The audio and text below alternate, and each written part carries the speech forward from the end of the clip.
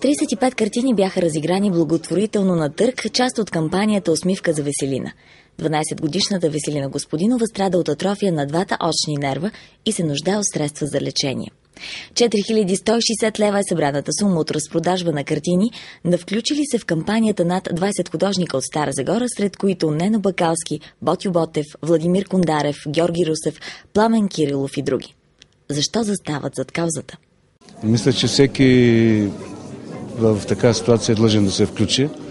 Това е едната от причините, заради която се включвам. Второ, аз съм учител в 5-то основно училище, откъдето и това детенце.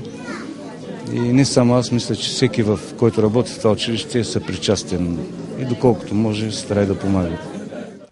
Александър Георгиев, един от създателите на арт-клуб ВИК в Стара Загора, предоставя в търга притежавана от него картина.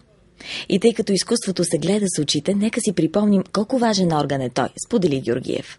Напълно в реда на нещата е да се подкрепи една такава благородна кауза с цветовете на тези творби, на тези картини, на тези произведения на изкуството. Нека тези цветове ние да ги направим достъпни за това дете. Нека това дете, което има увреждане на очния нерв и на двете очи, да има възможността да се наслаждава на тези цветове и на красотата на природата и на хармонията, която художниците са успели да я постигнат в своите творби. Областният управител Йордан Николов, депутатите Живко Тодоров, Недялко Недялков и други общественици бяха част от хората, включили се в благородната кауза.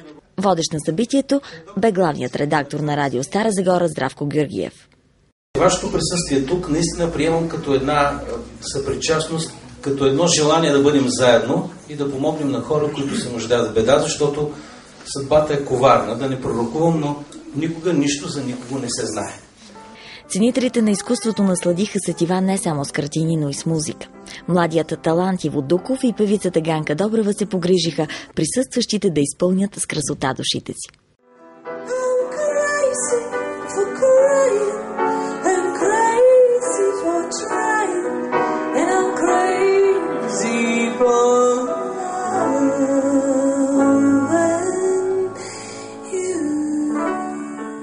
Своята съпричастност изразиха и децата от детска вокална група за християнски песни Дега. Съучениците на Веселина не я оставиха сама и в тази вечер. Те предлагаха коледни картички на символични цени, лично направени от тях.